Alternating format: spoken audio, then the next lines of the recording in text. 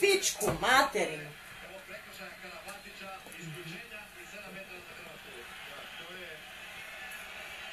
Ko je slučaj? Karabatić. Pa posloni ih.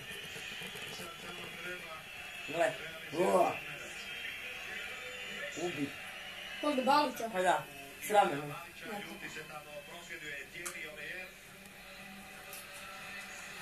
Kako se to može pričati?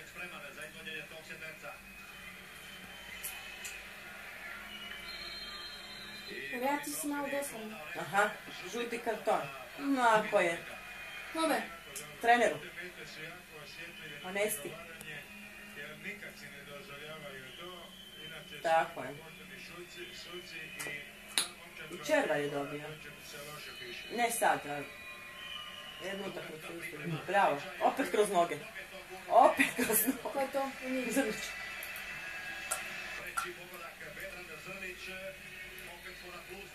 Kako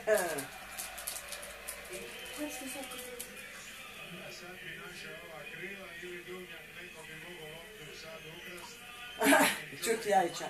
Sad bi mogao ukrast. Treba dogovoriti sa susjednim igračem da bude osigurač ako slučajno ne uspije. To je jedan od razloga ovog nešto dubljeg izlaska naših, ali zaboravili smo na toga spremnog, Tako je. Ja dosadno si. poziciju vanjskog